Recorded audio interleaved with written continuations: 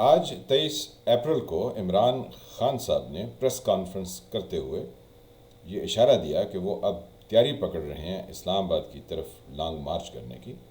ساتھ میں انہوں نے اس بات کا بھی اس پر زور دیا کہ جو سیکنڈ میٹنگ ہوئی ہے نیشنل سیکیورٹی کونسل کی، اس میں جو اعلانیہ جاری ہوا اس میں پچھلی میٹنگ کے جو منٹس تھے اس کو انڈورس کیا گیا، یعنی اس کو مانا گیا کہ وہ درست تھے۔ تو جو عمران خان صاحب اب کہہ رہے ہیں کہ ان کے خلاف سازش ثابت شدہ ہے،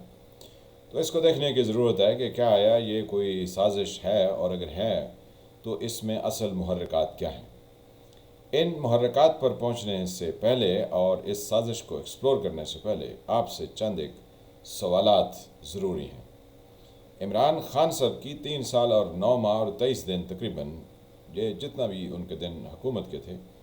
آپ کیا سمجھتے ہیں کہ ان کی حکومت ایک کامیاب حکومت تھی یا وہ ایک ناکام حکومت تھی؟ عمران خان صاحب کے پوری دنیا کے ساتھ تعلقات کیا آیا کو بڑھ رہے تھے یا کم ہو رہے تھے؟ پاکستان کی معاشی حالت کچھ اچھی ہو رہی تھی یا بگڑ رہی تھی؟ لوگوں کے ذاتی حالات اچھے ہو رہے تھے، ان کا معیار زندگی بلند ہو رہا تھا یا مزید گر رہا تھا؟ پاکستان کے اندر دہشت گردی اور اس طرح کی جو ہم نے فضولیات کوئی 30-40 سال تک پالے رکھی، ان میں کوئی کمی ہو رہی تھی یا وہ اپنی جگہ برقرار تھیں، یا اس میں افغان بارڈر پر سے مسلسل ہمارے اوپر حملے بھی ہو رہے تھے؟ یہ چند ایک سوالات آپ سے کیے ہیں۔ پاکستان کے اندر آپ تعلیم کا حال دیکھ لیں، پاکستان کے اندر آپ اور کسی چیز کا، کسی بھی شعبے کا اندازہ لگائیں تو عمران خان صاحب کے دور حکومت میں میرے خیال کے مطابق، اور بائی اینڈ لارج جو ہم مختلف لوگوں کی گفتگو سنتے ہیں، اس میں پاکستان کی حالت انتہائی ناگفتب ہے، یعنی ایسی صورت ہو رہی تھی کہ دن بدن پاکستان نیچے کی طرف جا رہا تھا۔ اب آپ سوچیں، یعنی یہ تو آپ سے سوال ہو گئے کہ یہ سب کچھ نیگیٹو تھا۔ اب آپ سوچیں کہ کون سا پاکستانی ووٹر تھا جو عمران خان صاحب کو ووٹ دینے کے لیے بیتاب تھا، بلکہ لوگ تو بازاروں میں ان کے لتے لے رہے تھے۔ یہ تو ہو گیا ایک فیکٹر۔ دوسرا فیکٹر، قانونی اور آئینی اعتبار سے عمران خان صاحب کے جتنے پارٹنرز تھے،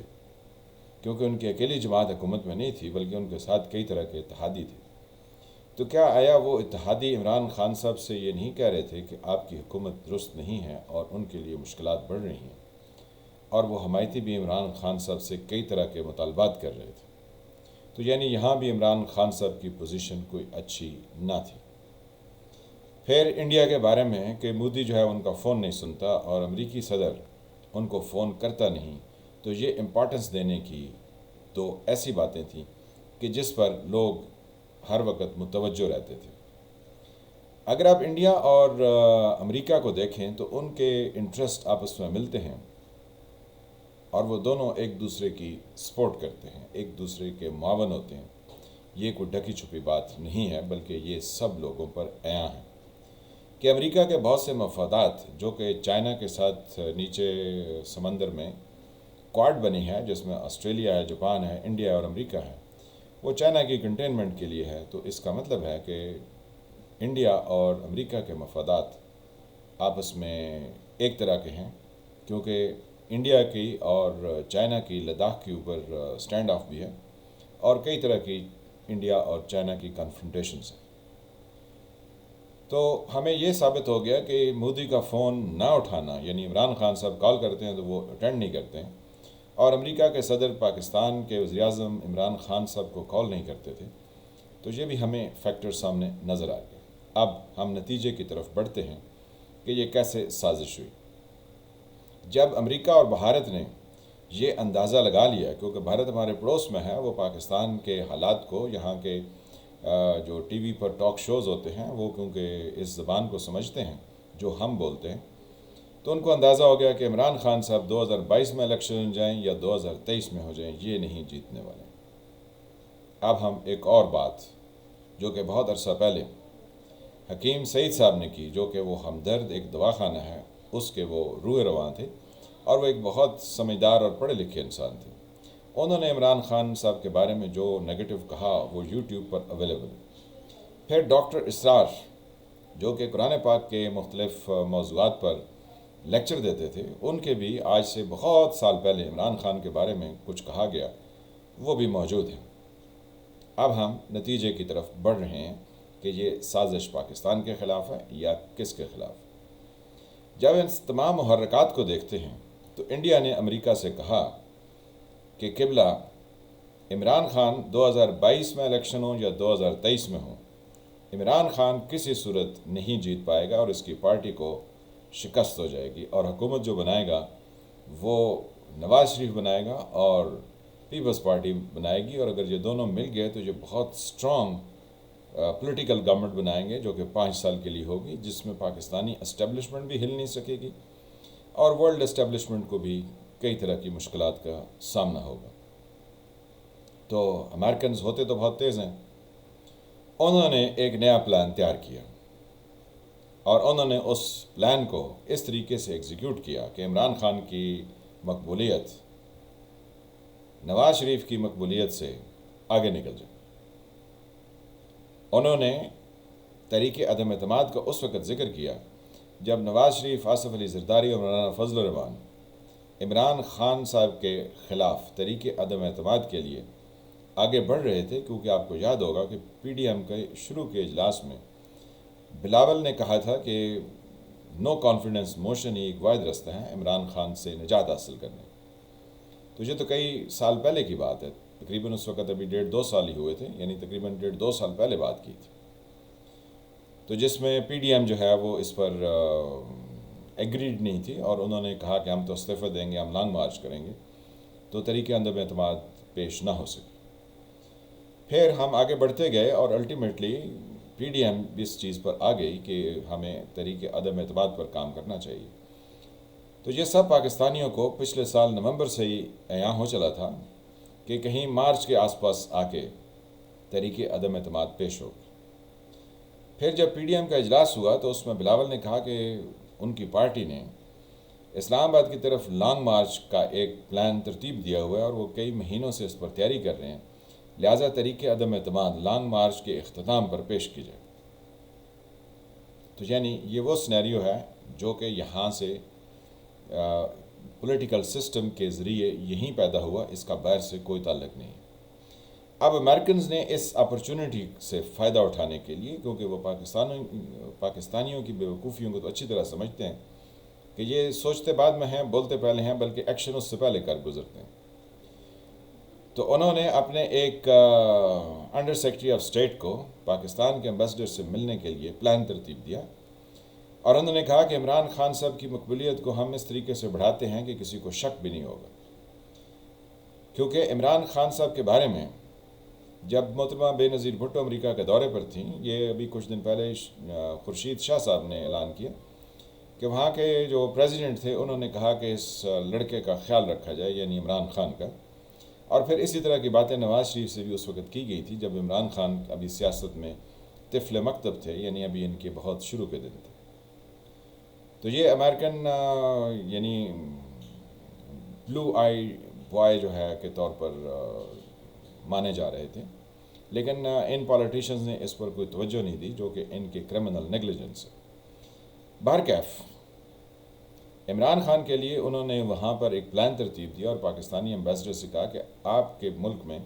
تحریک عدم اعتماد آ رہی ہے، اور اگر یہ تحریک عدم اعتماد ناکام ہوتی ہے، یعنی عمران خان اقتدار میں رہتے ہیں، تو آپ کے لیے مشکل ہوگی، بلکہ پاکستان کو کانسیکوینسز فیس کرنے پڑیں گے، اور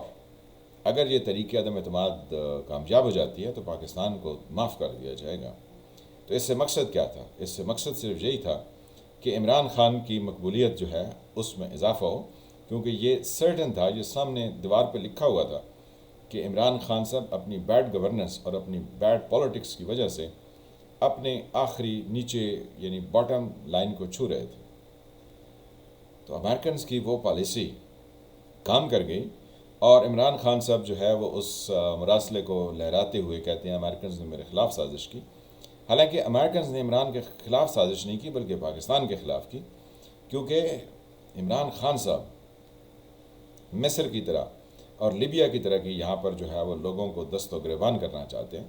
وہ یہاں لوگوں کو ایک دوسرے سے لڑا کر امریکن پرپز کو سرو کر رہے ہیں. ہمیں تو یہ سمجھ آ رہا ہے کیونکہ پچھلے اب تقریباً آج 23 تاریخ ہوگی اور یہ کوئی پہلی 2 اپریل سے معاملہ روزانہ ہی ڈسکس ہو رہا ہے. تو یہ 3 ہفتے ہو گئے ہیں کیونکہ عمران خان صاحب کے کسی طرح اقتدار میں واپس آنے کا کوئی امکان نہیں تھا. اور امریکن کو بیسٹ کون سرو کر رہے ہیں؟ عمران خان صاحب سرو کر رہے ہیں، جنہوں نے IMF کی تمام شرائط مانی، جنہوں نے پاکستان کا جو اسٹیٹ بینک ہے اس کے گورنر کو اسی طرح اپوائنٹ کیا جس طرح کہ IMF یا امریکہ چاہ رہا تھا، اور بقایا بھی جو اقدامات پاکستان کی اکانومی اور اس سے متعلقہ IMF نے گائیڈ لائن دی ہے اس کے مطابق چل رہے تھے. اور ان کی ذاتی تو کسی طرح کی کوئی سوچ اور کوئی ایسا ویژن نہیں تھا جس کی وجہ سے ہم یہ کہہ سکیں کہ عمران خان صاحب کوئی اپنا پلان لے کے چل رہے تھے، بلکہ یہ تو دوسروں کے پلان پر ہمیشہ لب بیک کہنے والے تھے. اور یہ اسٹیبلشمنٹ جو پاکستانی ان کو یعنی پاکستانی اسٹیبلشمنٹ جو عمران خان کو اقتدار میں لے کر ہیں، یہ ان کے بتائے ہوئے فارمولوں کے تحت چل رہے تھے. جیسے انہوں نے کہا کہ یہ الیکشن کمیشن کے جو چیف ہیں یہ اسٹیبلشمنٹ نے ان سے لگوائے تھے. پھر انہوں نے کہا مجھے حکومت نہیں لینی چاہیے تھی. پھر انہوں نے پتہ نہیں اور کتنے ایسے وعدے اپنے کہ مجھے اسمبلیاں توڑ دینی چاہیے تھی. پھر اب یہ کچھ عرصے بعد کہیں گے کہ جناب مجھے اس وقت جو ہے وہ نو کانفیڈنس کے اگینسٹ یہ غیر آئینی اقدام نہیں کرنا چاہیے تھا. کیونکہ یہ بات میں ریئلائز کرتی ہے، ان کو بعد میں سمجھ آتی ہے. ہم ان کی حب الوطنی پر تو شک نہیں کر رہے ہیں، لیکن ان کو استعمال کیا جا رہا ہے اور امریکنز ان کے مخالف بیان دے کر تو اپنا مقصد حاصل کرنا چاہتے ہیں کہ عمران جیسا جس کی کمپیٹنس پر ہر کسی کو کوسچن مارک آتا ہو اس کو ہی پاکستان کے اقتدار پر رکھا جائے تاکہ پاکستان کی تباہی کے تمام سامان اکٹھے کر لیے جائیں. تو یہ بیسیکلی عمران خان صاحب کے خلاف کوئی سازش نہیں تھی، بلکہ یہ پاکستان کے خلاف سازش ہے اور عمران خان صاحب کو دوبارہ اقتدار میں لانے کی امریکن کوشش ہے. اگر یہ امریکن اس طرح کی حرکت نہ کرتے تو عمران خان کے دوبارہ اقتدار میں آنے کی کوئی چانسز نہ تھے. تو اس کو سمجھنے کی ضرورت ہے کہ ہم عمران خان کے ہاتھوں میں کس طرح سے کھیل رہے ہیں، یا امریکنز کے ہاتھوں ہم عمران خان کے بیانیے پر چل کر کس طرح سے اپنے ملک کے اندر خرابی کے لیے